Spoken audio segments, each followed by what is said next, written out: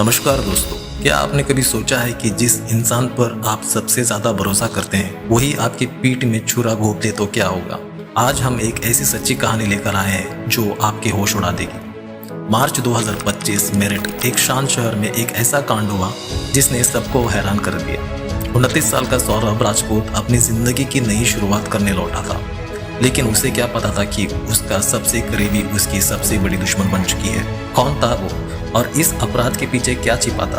प्यार, धोखा या कुछ और, कुछ ऐसा जो शायद इंसानी सोच से परे है। चलिए इस रहस्य के दरवाजे खोलते हैं। सौरभ राजपूत एक मर्चेंट नेवी ऑफिसर फरवरी 2025 में लंदन से अपने परिवार के पास लौटा। उसकी 6 साल की बेटी का जन्मदिन था और वो खुशहाल दिन मनाने का सपना देख रहा था, लेकिन उसकी पत्नी मुस्कान रस्तोगी और उसका प्रेमी साहिल शुक्ला कुछ और ही सोच रहे थे।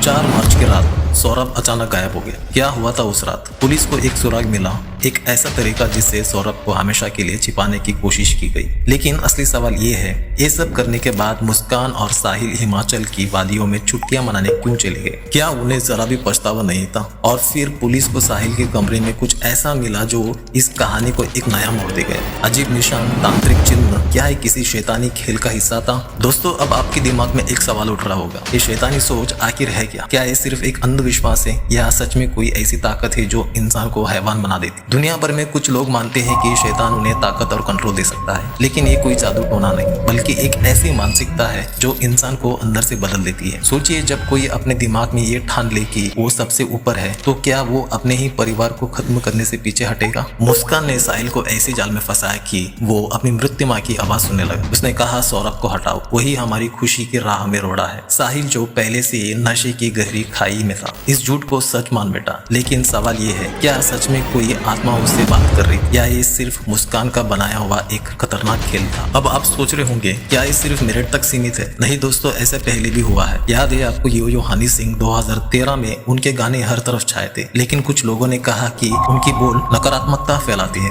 एक अफवाह ये भी उड़ी कि हनी सिंह ने अपने करियर को बुलंदियों पर ले जाने के लिए कुछ अंधेरे रास्ते अपनाए। सच क्या था कोई नहीं जानता, लेकिन इसके बाद उनकी जिंदगी में क्या हुआ, विवाद, मानसिक परेशानियां और अचानक गायब होना, क्या ये महज इत्तेफाक था? और हॉलीवुड के मैरिलिन मैनसन, उनकी शैतान छवि ने उन्हें शोहरत दी, लेकिन फिर क्या? कानूनी दिक्कतें, अकेलापन और घुटन। तो सवाल ये है, क्या ये अंधेरा रास्ते सच में कामयाबी देती है, या ये सिर्फ एक ऐसा जाल है जो आपको बर्बाद कर देता है? अब मेरठ इस कहानी पर वापस आते हैं। मुस्कान और साहिल को अपने किए पर जरा भी अफसोस क्यों नहीं था? साहिल के कमरे में मिले तांत्रिक चिन्ह और अजीब निशान इस बात की गवाह दे रहे थे कि वो किसी और दुनिया में जी रहे थे। मुस्कान ने साहिल को ये भरोसा दिलाया कि सौरभ उनकी जिंदगी का सबसे बड़ा दुश्मन है। लेकिन ये सोच उनके दिमाग में आई कैसे? क्या ये नशे का नतीजा था, या फिर कोई ऐसी ताकत थी जिसने उन्हें कठपुतली बना दिया था? जब सौरभ लंदन से लौटा तो मुस्कान ने पहले ही सारा प्लान कर लिया था, लेकिन एक सवाल अभी भी अनसुलझा है, क्या वो सच में आजादी चाहते थे, या वो खुद को एक ऐसे जाल में फंसा चुके थे जहां से निकलना नामुमकिन था? तो दोस्तों, एक कहानी हमें क्या बताती है? शैतानी सोच कोई जादू की छिड़ी नहीं, बल्कि एक ऐसा जहर है जो आपके दिमाग को खा जाता है। मुस्कान और साहिल ने सोचा कि वो अपनी जिंदगी को बेहतर बना रहे हैं, लेकिन सच ये है कि उन्होंने अपने ही हाथों अपनी बर्बादी लिख ली। आज वो जेल में है, नशे की लत में डूबे हैं और उनका परिवार उनसे मुंह फेर चुका है। लेकिन क्या ये सिर्फ उनकी गलती थी, या हम सबके अंदर ऐसी सोच पनपने का खतरा है? हनी सिंह हो या कोई और, ये रास्ते हमेशा अंधेरे की ओर ले जाता है। तो आप क्या कहते हैं? क्या सच में एक गलत सोच इंसान को इतना बदल सकती है कि वो अपने ही अपनों का दुश्मन बन जाए? कमेंट में अपनी राय जरूर बताएं। अगर ये कहानी आपको झकझोर गई तो लाइक और सब्सक्राइब करना ना भूलें। बेल आइकन को दबाएं ताकि अगली रहस्यमय कहानी आप तक सबसे पहले पहुंचे। अपने दोस्तों के साथ शेयर करें और अगली वीडियो तक सुरक्षित रहे। याद रखिए, आपकी सोच ही आपका रास्ता तय करती है। तो चलिए दोस्तों, मिलता हूँ फिर अगली वीडियो में। Thank you so much.